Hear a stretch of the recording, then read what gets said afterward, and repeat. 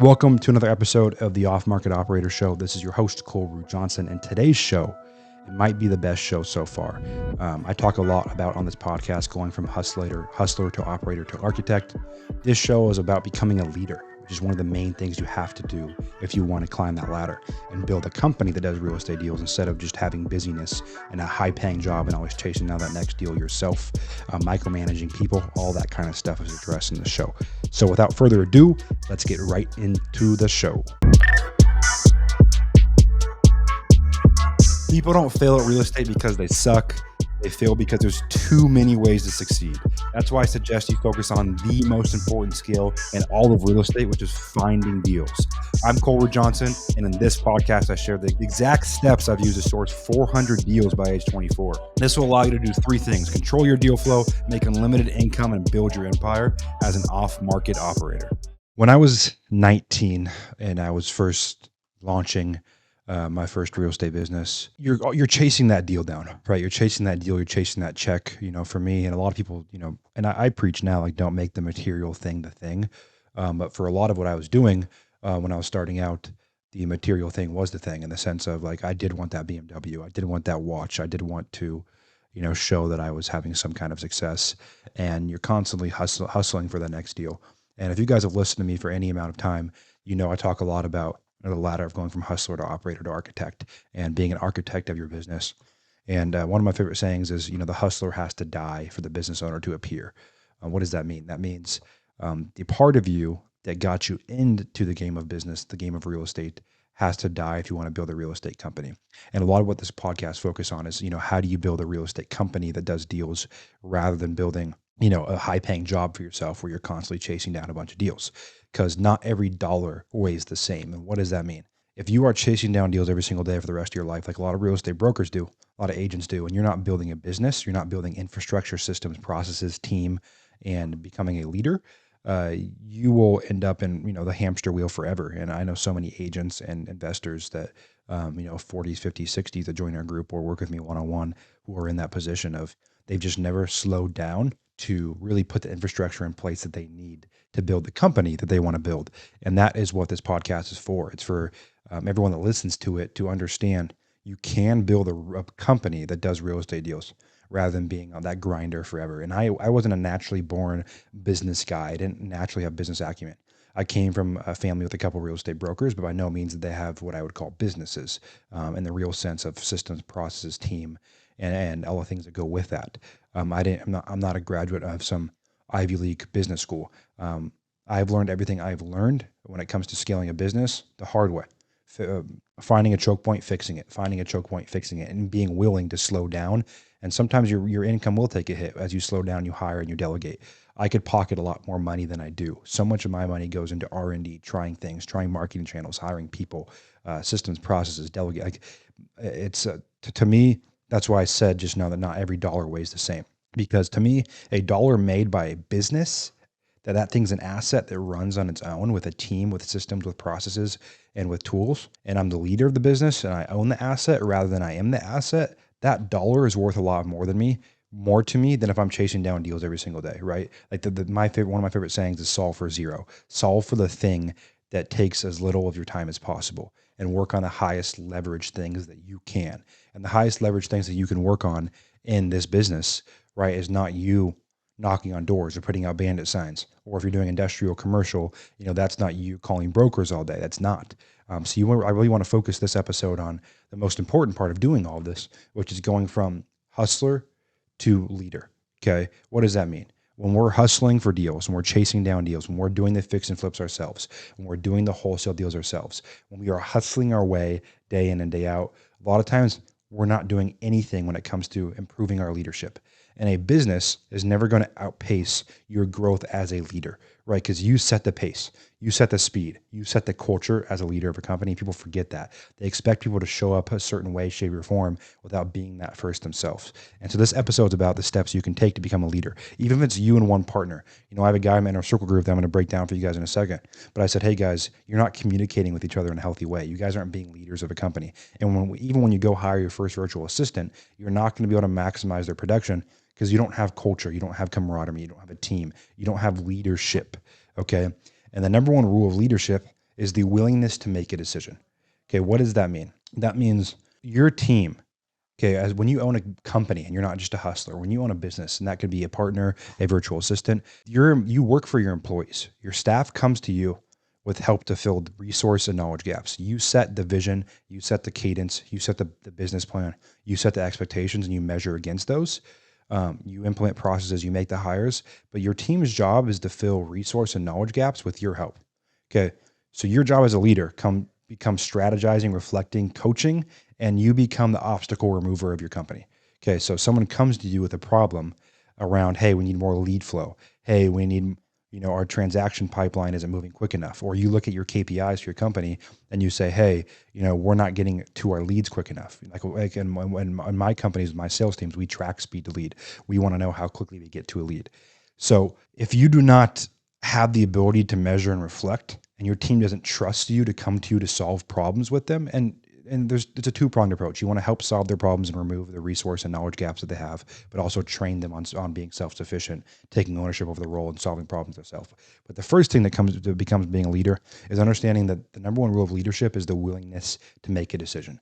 So when an employee comes to you with a problem, it is your job to either help them come to a conclusion and train them and coach them on how to remove obstacles themselves, or you provide a solution by making a decision. Okay, leaders like Jeff Bezos says, right? A executive's job in Amazon is to make 6 to 7 very good decisions a day. That is it. Because leaders, the number one job is to make decisions. Look at data, reflect, and make decisions. So that's a deep thing right there, because a lot of you guys think, man, that's easy. I make decisions all day, but no, you really don't. You make guesses.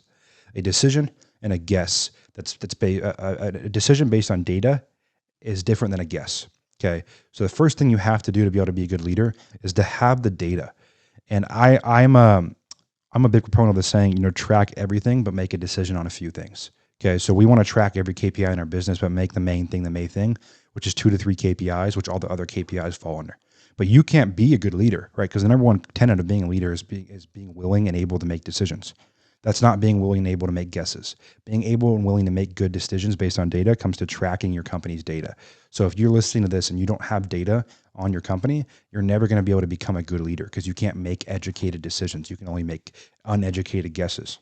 2, it goes to what I just said. It's helping people remove obstacles and resource gaps. And that starts with teaching them to be self-sufficient, even if it's a virtual assistant. My number one job as I coach and mentor and grow the leaders in my companies is to help them become people who can draw their own conclusions and make their own decisions, even if I think they're wrong.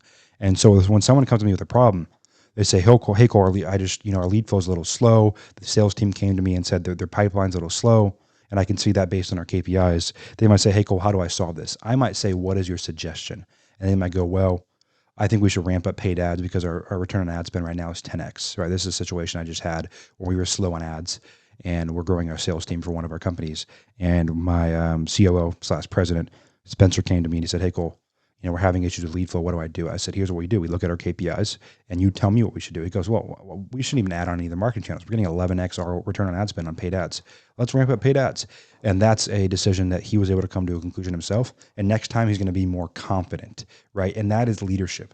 Leadership isn't making decisions for people. It's being willing to make decisions based on data and then helping people come to the conclusion that they believe serves the company best and coaching them on that discernment. Because you do not, unless you want to always be strapped to your business and be a hustler forever, you need people to be able to make their own decisions. Okay. And that's the first part of being a good leader, is the willingness to make decisions on good data. Okay. That means we need data, so we're not guessing. That means we need to train our team also, one, that they can trust that they can come to us, and 2, we help them come to their own conclusions. That's number 1. Okay. Number 2 is consistency. Okay, even if you have one virtual assistant and you have one business partner, if you are coming on your company call every single week, and I recommend you guys do have at least one weekly all hands company meeting. A famous saying by one of my business coaches, who is an EOS implementer, is always that, Cole, like, really all EOS or a good business operating is it's good meetings. And so having a good structured meeting once a week, and I'm going to put on a podcast just on meeting structure later on for a different episode. But the thing you have to understand with the second core tenet here, which is consistency, is you can't show up to the team meeting every single week with a different plan. Okay, you can't. This is what a bad leader does. They have golden object syndrome to the extreme. Every single week they show up. Hey, let's maybe do this. Let's maybe do that. Let's maybe do this. Let's maybe do that. You're going to confuse the hell out of your team. It should be keeping the main thing every single week. And how do you guys as an organization attack your biggest bottleneck for each department? And not only that, but I like to ask the question, if we 10x I like to ask this question to my team. If we 10x our focus on one thing, what would be that thing that moves the needle the most from us? And then you attack that and you keep that marching order the same every single week until it's solved. So as a leader, the second thing you do once you're willing and able to make good decisions and you train your team on making decisions and you build leaders inside of your company, the second thing that you have to do is stay consistent, right? A good leader is consistent, right? If it just extrapolates across life, right? If you had a coach in, let's say, football, and that coach is showing up to practice every single day, changing the playbook every single day, not based on data, but just because he felt like it that day, he was in the mood, you would lose trust for that coach very, very, very quickly. Same thing that your people in your company, even if they're virtual assistants, they're still real people that are working for you, business partners. Anyone that looks to you as a leader, if you can't have that consistency day in and day out, they will not you will not build the leadership structure you need to build to lead a company. Okay. So we have the ability to make decisions and the willingness to make decisions. We have the second thing, which is consistency. And the third core competency you have to go from hustler to leader is the muscle of delegation. Okay. Good management is effective delegation, and delegation done wrong is just abdication. So delegation is not you passive aggressively send a Slack message to someone on your team saying, hey, get this done. And then you get mad at them because they don't get it done. Delegation is a process and it's a muscle. So the first thing to understand about delegation is it is a muscle you have to build over time. No one wakes up naturally good at delegating. I honestly, and it's my belief that a lot of the laziest entrepreneurs get the best at delegating, right? Like myself, like I don't want to do the boring admin work. I'll do it if it has to get done, but I'm lazy. I want to focus on high leverage tasks that move the needle. I don't want to worry about admin stuff. So I learned to delegate early on, but it is a muscle. So if you're watching this, you're not going to hire your first assistant overseas or your first staff member and be great at managing or delegating. Okay. Delegating is something that is a muscle that has to be built with reps day in and day out for oftentimes years. But to get started, the first thing you want to focus on is clarity. Okay. So if you're a leader of a company and you're going to start going from hustler to leader, you want to hire off your calendar. So don't just go online and see me talking about executive assistants and COOs and VPs of marketing and all that crap. Hire based on your calendar. And second thing you need to do after you know where the holes in your calendar are and what you need to let go of is create an actual process for delegation. So you need to learn to create an SOP. You need to be able to create a company playbook where people can find those SOPs. You need to be able to measure and reflect and set clear deadlines. An example of this is if I'm going to delegate a project, I'm going to say, here's the project. Here's how you know it's triggered. Here's what has to get done and how to do it. Here's what I expect. Here's what the definition of done is. Here's what a completed project looks like in this regard with these things I'm delegating to you. And then here's how you report to me that it's done. And your goal as an effective leader should be to delegate everything you can. Every single thing you can delegate, you should. Because one, it's a muscle. And two, you're going to feel guilty doing it at first, but it's how you build a company is by delegating. Okay. Again, like Bezos says, and this is a way high level example, but good leaders, they make a couple good decisions a day. That is their job. Okay. So your job is to clear your bandwidth and delegate as much as you can. If you guys can do those three things, you guys can be willing and able to make decisions. You guys are consistent in implementation and consistent in the theme and the problems you're addressing with your team. And the last thing is you build that delegation muscle and you delegate, not abdicate. You can build a fascinating, incredible company with people that show up every single day with ownership over the roles, wanting to work for you and building that organization. Okay. I'm going to add a bonus here, which is communication. I think communication, and when it comes to leadership and leading people, is so important. You cannot be passive aggressive. You cannot be you frankly cannot be a dick. And, I've had business partners and people I've worked with in the past that businesses can fall apart by people being a dick. So the number one thing you need to implement is a no asshole policy. Whether someone's working for you, they're working with you, they're a partner, you need to have a no asshole policy, meaning you don't have assholes in your organization because they can taint a whole organization.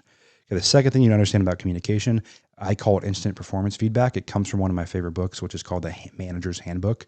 And instant performance feedback is a way organizations healthily communicate. So instead of monthly reviews, weekly reviews, quarterly reviews, it's a way to encourage good behavior and discourage bad behavior in real time in a respectful way.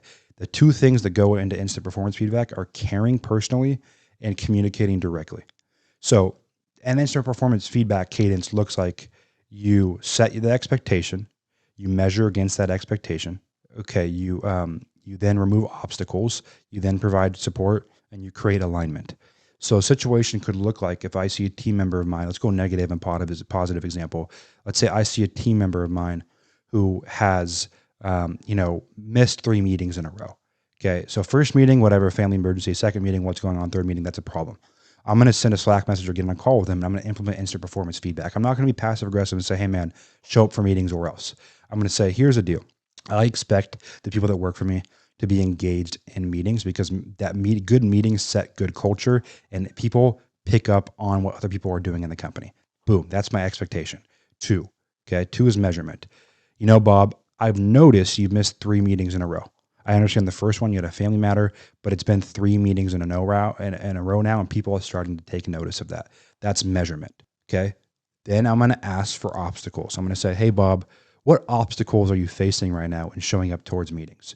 And he might go, yeah, I have this training I like to do at the same time as our meetings, or I'm really struggling with, I feel like I'm not getting my work done, or, sometimes I forget about the meetings. Okay. So they're going to give you obstacles that they're facing. Then it's your job as a leader to provide support. Okay. And what support looks like isn't you doing everything for them. It's you extending your hand a little bit so then they can align with the company. So now that we've done expectation, measurement, and we've gotten their obstacles, now we can provide support. Hey, Bob, I understand. I can tell it's difficult for you with prioritizing time versus clients and showing up to internal meetings. So what I'm going to do for you is I'm going to have my personal executive assistant send you weekly reminders for now of the meetings to make sure you are aligned. If I can make that happen, can we agree you're not to miss more than 10% of the internal company meetings? And then Bob would say, yeah, cool. I appreciate it. We can agree on that. So now, one, I've provided support and I've created an alignment with him. We've come to an agreement that benefits the company. Okay. And the last part you can always do is tie it to the future. So say, hey, Bob, the more meetings you show up to, man, like the more money you're going to make because we implement solutions, we address real problems, and you do have a lot of bottlenecks you're facing in your role that the team can help you with.